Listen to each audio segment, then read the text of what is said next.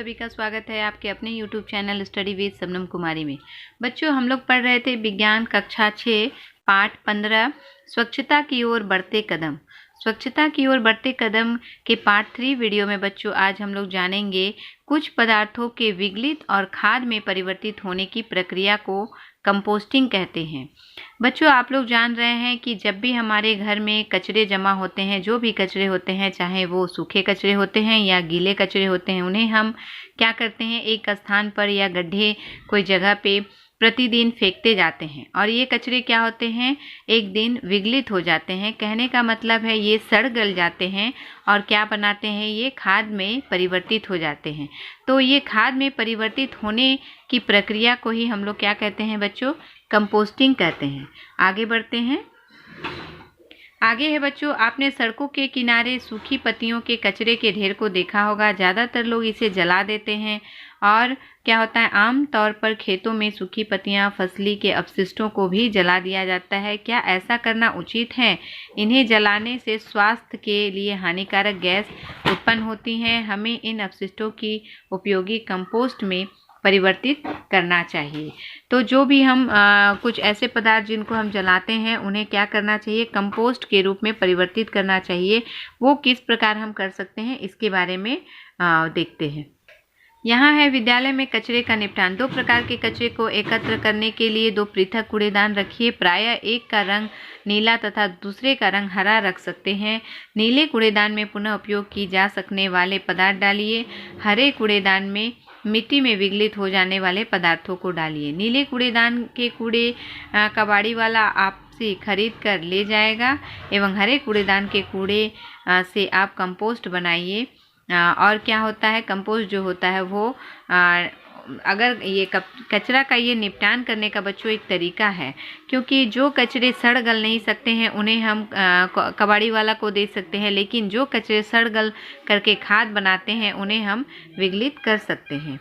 आगे बढ़ते हैं। आगे है यहाँ हमारा वर्मी कंपोस्टिंग के बारे में। वर्मी कंपोस्टिंग क्या है बच्चों, आपके आसपास कुछ ऐसे जीव भी रहते हैं जिनसे आप मित्रता कर उनकी उपयोगिता से खाद बना सकते हैं। आइए यह पता लगाएं कि केंचुए की एक प्रजाति लाल केंचुआ कंपोस्टिंग में कैसे उपयोगी होता है। लाल केंचुओं की सहायता से कंपोस्ट बनाने की इस विधि को क्या कहते हैं, वर्मी कंपोस्टिंग कहते हैं। वर्मी कंपोस्टिंग बच्चों ये कैसे होता है, जब हम कुछ पदार्थों को मिट्टी में डाल देते हैं, जो पदार्थ हमारे सड़ गल सकते हैं, तो इन पदार्थों से क्या होता है कि ये जो लाल केंचुआ है वो इन्हें मिट्टी में जो होता है, जो भी सड़े गले पदार्थ होते हैं, वो मिट्टी के ऊपरी और निचली परत को ऊपर नीचे करने का काम करते हैं। तो एक तरह से ये क्या कहलाते हैं, ये जो हैं वो मित्र कहलाते हैं। किनके? किसानों के मित्र कहलाते हैं, क्योंकि खाद बनाने में इनका बहुत बड़ा हाथ होता है। यहाँ चित्र 15.9 में बच्चों आप देख सकते हैं कि लाल केंचुए जो है वो मिट्टी में किस प्रकार से लिपटे हुए हैं। वो मिट्टी के अंदर ही रहते हैं बच्चों और क्या करते हैं, मिट्टी को उलट फेर करने का काम करते हैं। इससे क्या होता है कि हमारा जो उपजाऊ मिट्टी है वो अंदर जाता है और जो अंदर के अनउपजाऊ मिट्टी है वो ऊपर आता है और उसको भी ये उपजाऊ करने का काम करते हैं। वो मिक्सिंग का काम करते हैं, मिक्स करते हैं मिट्टी को। यहाँ क्रियाकलाप 2 में देखते हैं। मैदान में एक गड्ढा खोदिए एवं उसमें रेत की 1-2 परत बिछा दीजिए। अब रेत के ऊपर सब्जियों अथवा फलों के अपशिष्ट पदार्थों की सूखी डंडियों के टुकड़े, भूसा, गोबर एवं इसके ऊपर समाचार पत्र की 1 इंच चौड़ी पट्टियाँ काट कर बिछाते जाइए। कुछ जल छिड़क कर इस परत को नरम बनाइए। अपशिष्ट की परत को न दबाकर इसे पोला ही रहने दीजिए ताकि इस परत में पर्याप्त मात्रा में वायु एवं नमी बनी रहे। अब आपका गड्ढा लाल केंचुओं के स्वागत के लिए तैयार है। कुछ लाल केंचुए को गड्ढे में रखिए। अब इन्हें जूट की बोरी या पुरानी चादर अथवा घास के हल्के से ढक दीजिए। इन लाल केंचुओं को भोजन के लिए फल तथा सब्जियों के अपशिष्ट तथा चाय छानने के बाद बची हुई पत्तियां दे सकते हैं।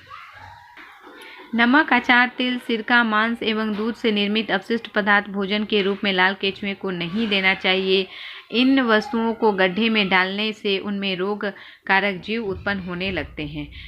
कुछ जो चीज़ें हैं जिन्हें मैंने यहाँ पे बताया आपको, उनसे जो होता है वो लाल केंचुओं को हानि पहुँचती है और वो सारी चीज़ें इनमें मिट्टी में नहीं डालनी चाहिए हमें।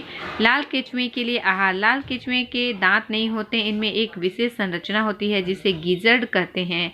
यह भोजन को पीसने में उनकी सहायता करता है। 3 से 4 सप्ताह के अंतराल पर अपने गड्ढे का सावधानीपूर्वक निरीक्षण करते रहिए। क्या आपको गड्ढे में मिट्टी जैसा पोला दिखाई देता है? अब आपका वर्मी कंपोस्ट जो है वो तैयार होता है। इस प्रकार से हमारा जो है वर्मी कंपोस्ट जो है बच्चों वो तैयार हो। लाल कृमि अपने शरीर के भार के बराबर आहार रखा। यहाँ जो है कुछ चीज़ें जो हैं वो जानने वाली हैं। यहाँ पे दिया हुआ लाल कृमि अपने शरीर के भार के बराबर आहार खा सकता है। लाल केंचुए जो जीवित रहने के लिए अपने आसपास नमी की आवश्यकता होती है, अच्छी देखभाल से 1 माह में इनकी संख्या दुगुनी हो जाती है।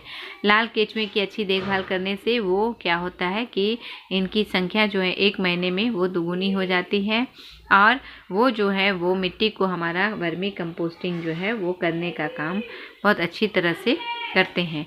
इस उत्तम वर्मी कंपोस्ट खाद को आप अपने गमलों, बगीचे एवं खेतों में डाल सकते हैं। इस तरह वर्मी कंपोस्ट खाद को आप कम खर्च में बना सकते हैं। उपयोग जो ऊपर में दिए गए क्रियाकलाप में आपने देखा कि कुछ वस्तुएं मिट्टी में मिलकर खाद्य पदार्थ बनाने में सहायता करती हैं। यह जैव निम्नीकरण प्रक्रिया कहलाती है। जो वस्तुएं मिट्टी में नहीं मिलती एवं विघटित नहीं होती हैं वह जैव अनिम्नीकरण करणीय प्रक्रिया कहलाती है।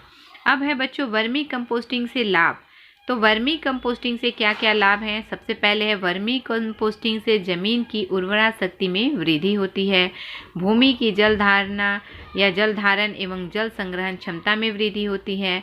पौधों की रोग रोधी क्षमता में वृद्धि होती है। यह मिट्टी को नरम रख हवा युक्त बनाती है। इसके द्वारा प्राप्त खाद का प्रयोग फल, फूल एवं सब्जियों के उत्पादन में किया जाता है। तो बच्चों आज के भाग में यहीं तक। अगले भाग में हम लोग और विस्तार से वर्मी कंपोस्टिंग के बारे में जानेंगे और इसके और भी जो सूखे कचरे, गीले कचरे हैं, कबाड़ की चीज़ें हैं, उनके बारे में जानेंगे और स्वच्छता की ओर बढ़ते कदम में हमें क्या क्या ज़रूरी है उसके बारे में विशेष रूप से जानकारी प्राप्त करेंगे। तब तक के लिए धन्यवाद बच्चों। कुशल रहिए, स्वस्थ रहिए।